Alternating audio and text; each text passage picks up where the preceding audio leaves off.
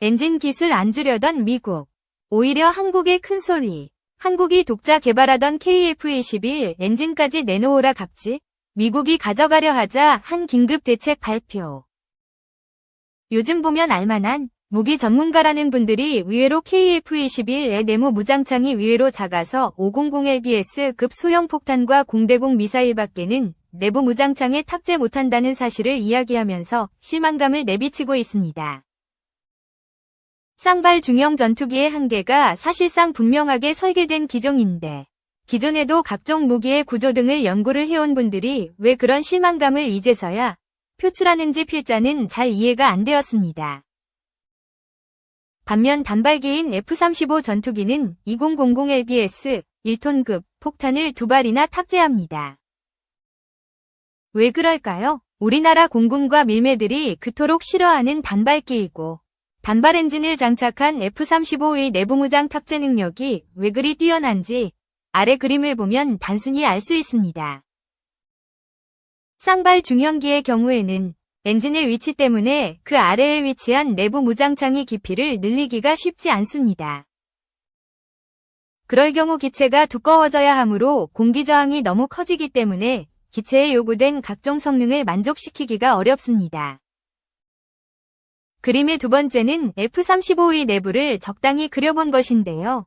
KF-21에 들어가는 F-414 엔진 추력의 2배에 달하는 대형 단발 엔진을 기체 중앙에 장착하고 있어서 엔진 양쪽으로 공기흡입구가 위치하므로 공기흡입구 뒤편으로 내부 무장창을 설치하면 공기저항을 크게 늘리지 않아도 됩니다. 이런 것은 F-22 전투기와 같은 대형 쌍발 전투기도 마찬가지로서 내무 무장창에 F-35와 같은 대형 무장을 탑재하지 못합니다. 필자는 개인적으로 KF-21이 대형 전투기도 아니고 그냥 중형 전투기급인데 쌍발로 한다면 엔진의 연비나 내부 공간 활용 등의 비효율성이 늘어나게 되므로 단발 전투기로 설계하자는 생각을 가지고 있었으나 공군 조종사나 애들을 주축으로 쌍발 엔진파가 대세를 이루며 강력하게 밀어붙인 결과 KF-21과 같은 쌍발기로 설계되었습니다. 하지만 쌍발기로 설계된 KF-21에 비하여 무장 탑재량, 항속거리, 가속 성능 등 거의 모든 항목에서 단발 설계한 쪽이 20에서 30% 더 고성능이 것으로 조사되었습니다. 게다가 기체 가격도 20에서 30% 더 저렴합니다. 당연히 수명주기간 운용 유지 비용도 20에서 30% 정도 저렴합니다. 이것은 우리나라의 과거 KFP 사업 시의 중형 단발기인 F-16과 중형 쌍발기인 F-A-28의 비교 내용과 거의 흡사하다고 합니다. 결국 우리나라는 여러모로 효율성이 좋은 F-16을 선정합니다. 현재 KF-21의 최고 무장 탑재량은 7.7T입니다. 근데 단발기인 KF-16 전투기의 무장 탑재량이 7.7T입니다. 그런데 KFP 사업 당시 공군은 강력하게 F-A-28을 도입할 것을 주장하고 처음에는 선정이 되었고 당시 공군의 입장이 나온 신문기사를 보면 러시아의 Su-27과 대적할 수 있는 F-A-28을 도입하게 되어 만족한다 는 게 공식 입장으로 표명되었고 제작사, 당시 삼성항공에서도 각종 생산 물량이 30% 이상 많은 F-A-28 쪽을 선호하였습니다.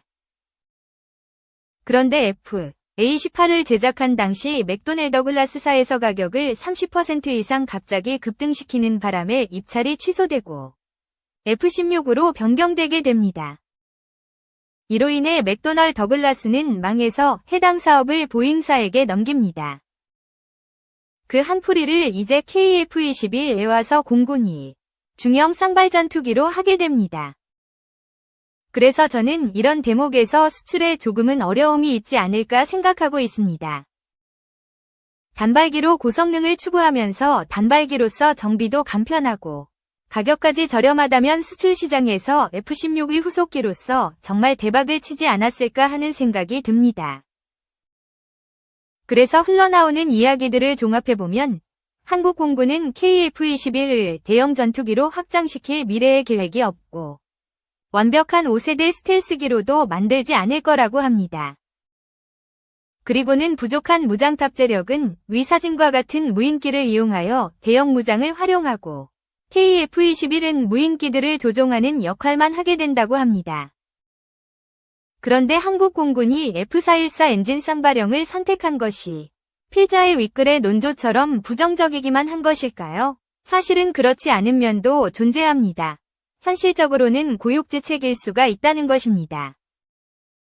위 F110 엔진 같은 경우 엔진의 직경이 F414보다 훨씬 큰 대형 엔진입니다.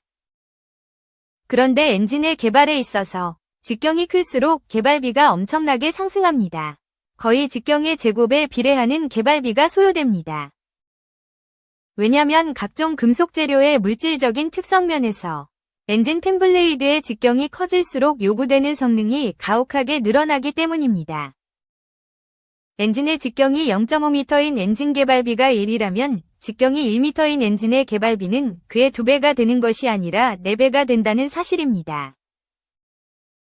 그래서 미국처럼 천조국이 아닌 우리나라처럼 선진국 계열의 중소국가들에서는 F110 엔진과 같은 대형 고성능 엔진 대신에 F414급의 비교적 직경이 작은 엔진을 설계해서 이것을 쌍발로 자국산 기체에 탑재하는 것이 거의 유행화되어 왔습니다.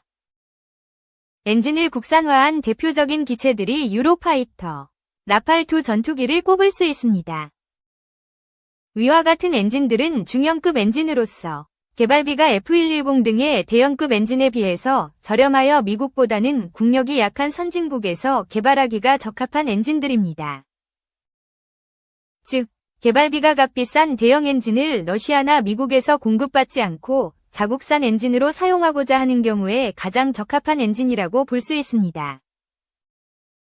그리고 이러한 중형급 엔진을 개발하여 주력 전투기에 쌍발로 탑재하여 요구 조건을 만족시킵니다. 그리고 위와 같은 중대형급 무인기를 설계할 때 중형급 단발 엔진을 사용하면 여러모로 적합한 기체가 나옵니다. 여기에 적합한 것이 F414, EJ200, M88급 단발 엔진이 됩니다.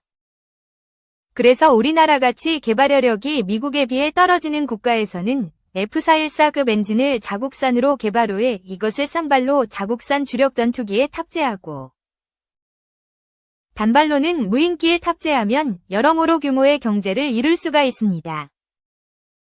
여하튼 내부무장창의 설계에 관해서 이야기하다가 엔진 국산화까지 이야기가 나왔네요.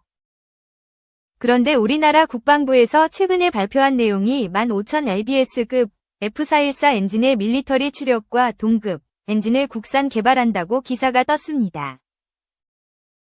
여기에 F터버너만 장착하면 F414급 22000lbs 플러스급 엔진이 탄생하게 되는 겁니다.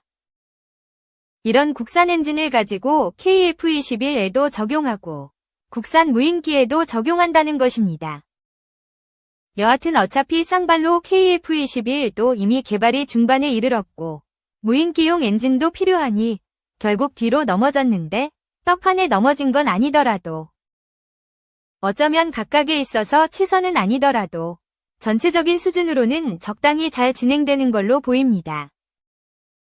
아래 그림은 필자가 정리해본 제트엔진 개발에 관한 내용인데 일단 코어 엔진을 성공적으로 제작하면 이것을 바탕으로 팬과 F터버너 등을 조합하면 다양한 항공기의 엔진으로 개발이 가능하다. 코어 엔진에 작은 팬 모듈을 붙이면 아음속 제트 훈련기에 사용되는 터보팬 엔진을 제작 가능하다. 거기에 다시 F터버터와 초음속 노즐을 장착하면 바로 초음속 전투기용의 F터버닝 터보팬 엔진을 제작할 수 있고 코어 엔진에 거대한 팬을 장착하면 이것이 바로 여객기나 수송기의 대형 터보팬 엔진이 된다. 코어 엔진의 팬 모듈 대신에 프로펠러 모듈을 장착하면 A-400M 수송기나 C-130 수송기에 달린 것 같은 터보 프롭 엔진이 만들어지게 된다. 위 A-400M 수송기의 터보 프롭 엔진은 바로 유명한 라팔 전투기의 M88 엔진의 코어 엔진의 프로펠러 모듈을 결합하여 만들어진 것이다. 아래는 모형이지만 F-16의 대형 단발 엔진과 F-18의 중형 쌍발 엔진의 크기를 한눈에 알 수가 있어서 퍼와봤습니다. F-16은 아직까지도 발전형이 나오고 있고 발주가 줄을 이어 생산 라인이 10년 후까지도 꽉 차서 고객들이 대기 중인데 그 어부지리를 FA52 보고 있습니다. FA18은 해외 수출이 거의 이루어지지 않고 국제 공동 개량형도 없으며 미 해군의 일부 발주, 보잉의 로비에 의한 외에는 수요가 없어서 생산 라인이 중단됩니다. 그럼 여러모로 미비한 글이지만 여기서 마무리합니다. 감사합니다.